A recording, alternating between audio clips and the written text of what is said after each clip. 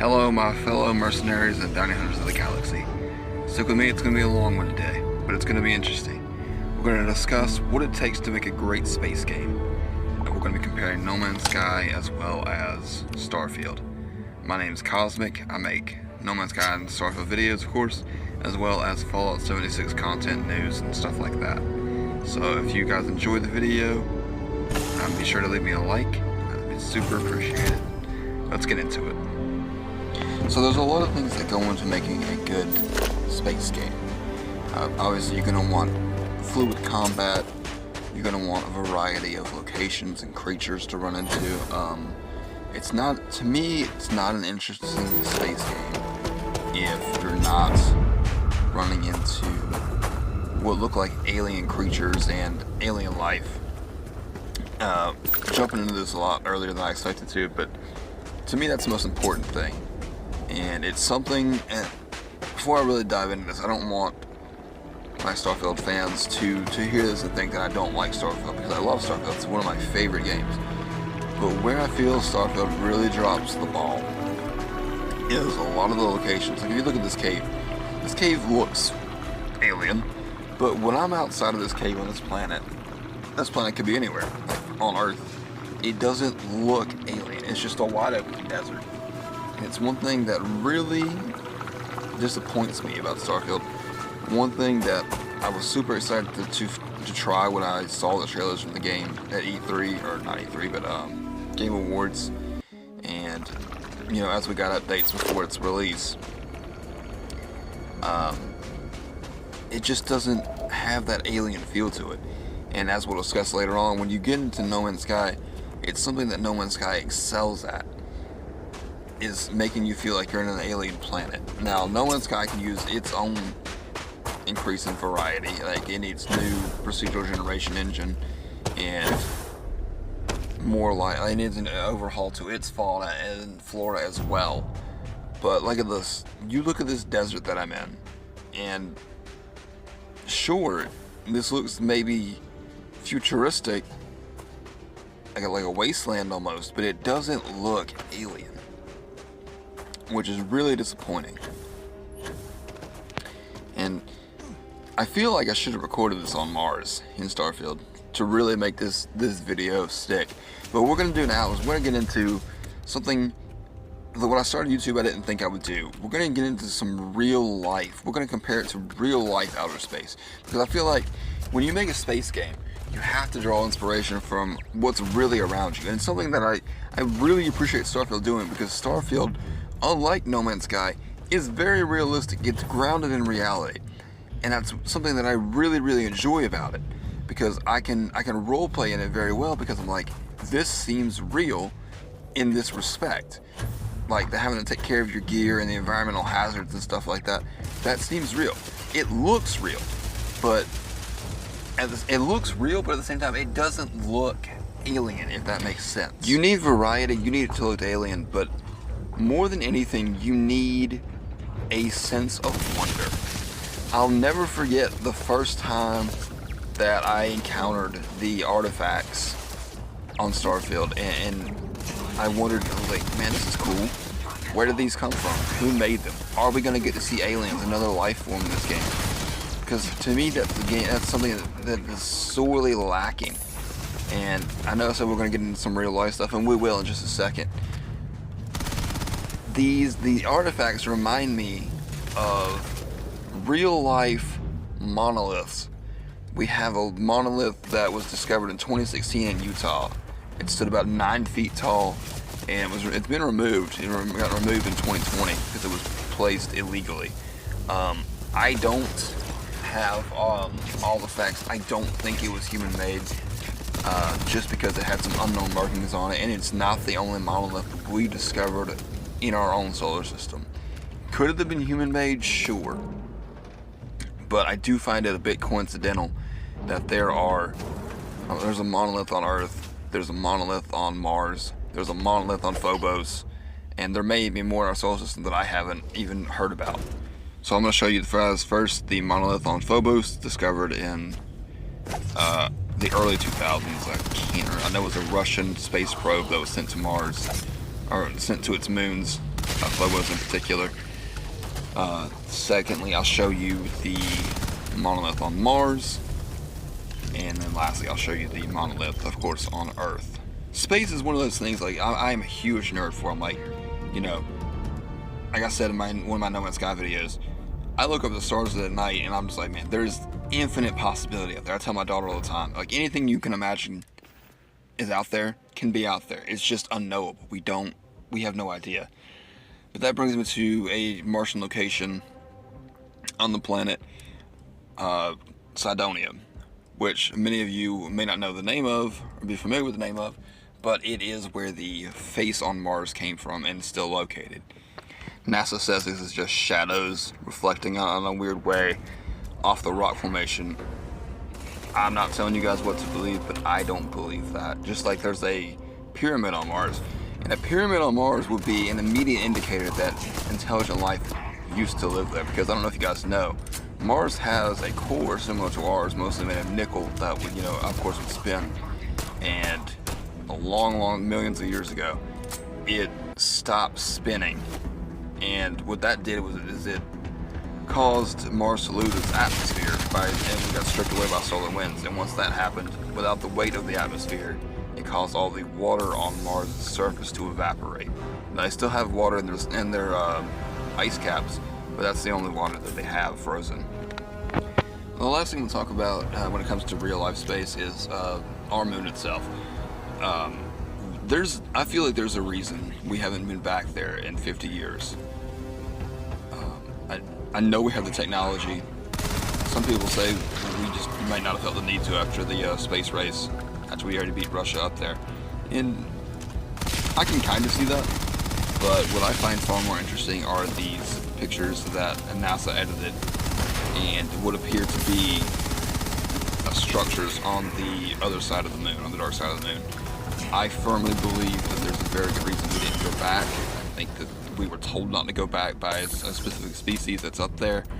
I'm going to show you guys these pictures and let you guys be the judge of that. But I do know, and I wish I could find a video of it, I've seen it before, of the press conference after Aldrin and the crew came back from the lunar landing. They did not seem excited at all of their accomplishment. They seemed rattled, they seemed concerned. Be that, I mean, you guys can take that as you might, but to me, if I was the first person to set foot on the moon for our species, I would be ecstatic. Pardon the expression, but I'd be over the moon. And that's just not how they seemed, which was extremely odd to me. But we're gonna get out of the real space talk now. We're gonna get back to gameplay. And like I said, when you look up at the stars at night and you feel that sense of wonder, and then you go home and you play your game, that space game needs to fill you with that same sense of wonder. You need to log on and be like, man, I can't imagine what I might find next. And I know that kind of can be hard with, you know, console constraints and stuff like that. They can only come up with so many different designs for planets and creatures and buildings and things like that. But it's something that I feel like Starfield did not expand enough on, and No Man's Sky truly excels at, because even in No Man's Sky, if you've played, you know that each alien has their own language that you have to discover if you don't understand what they're talking, what they're saying. And I think that is a really nice touch. Don't get me wrong, what Starfield does well, it does extremely well. The combat is very, very fun. The shipbuilding is very fun. It's shipbuilding that I wish No Man's Sky had implemented. The storytelling, some people would disagree with me. I think it's very good. My main gripe with Starfield is this: there's no aliens. And it's kind of a double-edged sword, because I say that they try to be super realistic, and technically we haven't discovered proof that aliens are out there. But at the same time, I mean, this is a game, so I mean, they can put whatever they want in there. I don't think they are limited to, oh, we haven't discovered proof of aliens, so we're not going to put aliens. That's my main complaint when it comes to this game. And that may sound ridiculous, but I just think it's equally ridiculous that of all the planets we can explore, not only of all the planets we can explore, But in all the universes, the different universes of the planets we explore, there's no alien life anywhere. It's only human beings. And I think that's ridiculous. I was like, there's no way. So that's just something that kind of rubs me the wrong way, and something that really stood out to me when I first played. It disappointed me. Like I said, combat, excellent. Narrative, excellent. But then I played No Man's Sky, and I'm like, even though the story is not great, I think the story isn't told in a different way in No Man's Sky. It's very what is the word? It's not really shown to you. It's text-based. But for what it is, it's very well done, and it's very interesting for people who want to dive into the lore. Like I myself, I'm catching up on videos. I've been watching Captain Steve's lore videos. Shout out to him. He's an awesome No Man's Sky content creator. But for people like me who want to dive into the lore, it's interesting. It's just not presented in the same way as it is in Starfield, which is okay. But what it does really well is you feel like every space jump or warp drive, you're like, man, what am I going to see next? I've been playing the game for 400 hours, and I just now landed on a planet the other day where it had meteor showers on it. I had never seen that before. It's amazing to play a game where you can put that much time in and see something that you had never seen.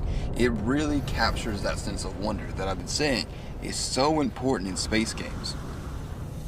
You can have the best combat in the world. You can have the best narrative in the world. But if you don't capture that sense of wonder in a space game like this, it doesn't matter. Next step is to remove the limitation of last generation. It just makes sense. I think we could create even more captivating environments and fauna to run into. The last generation consoles are nothing but a limitation at this point when it comes to No Man's Sky and the procedural generation engine. So I'm really excited to see what they could do in the future for the game should they decide to go that route.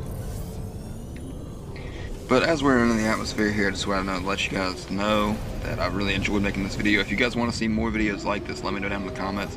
Let me know down in the comments whether you believe in aliens or not.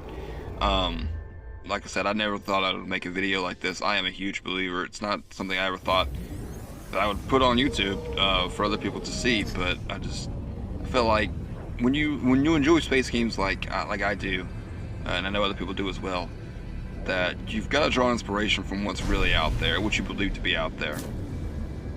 And as we land on the planet here, like, you'll see like just how alien this world looks as compared to Starfield. It's a night and day difference. And that's why so many people prefer No Man's Sky over Starfield, because while Starfield has the advantage in combat and in narrative and storytelling and just an overwhelming amount of quests, it doesn't capture the wonder like No Man's Sky does. And No Man's Sky, don't get me wrong, is not perfect. It needs, like I said earlier in the video, an overhaul to fauna and to flora. And many people have been calling for more improvements for the procedural generation, myself included, so that the planets feel even more alien. So that, because let's be real, you can't have millions of planets in this game. Like, there's some quintillion planets in this game, and not everyone can be different. I understand that. But once you play this game for a certain amount of hours, you're gonna feel like you've seen everything. Like, there are planets like the ice planets, you're gonna feel like once you've seen one, you've seen them all. Desert planets, once you've seen one, you've seen them all. But it's got more variety, a lot more variety, I would say, than Starfield. And that's something that it does extremely well. The procedural generation is done well. It needs improvements because I feel like, this might be an unpopular opinion, last generation consoles are really holding it back. I feel like if they wanted to create a sequel to this game, seeing how I feel like it's entering the end of its life with Light No Fire coming out probably in the next year, I feel like that would be a good,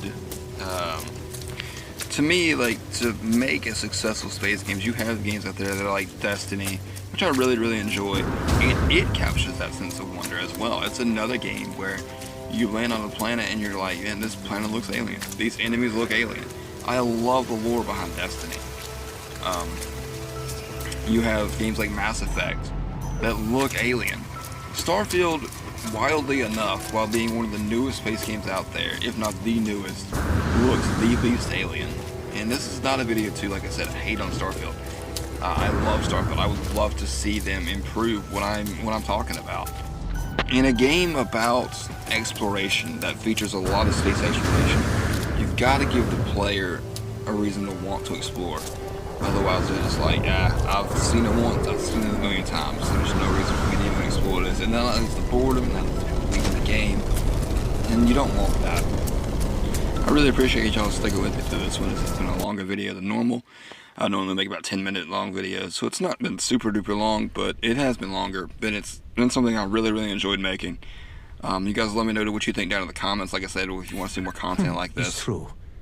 I do not know him And that well. I will catch you And guys some of what he says next is time. suspicious.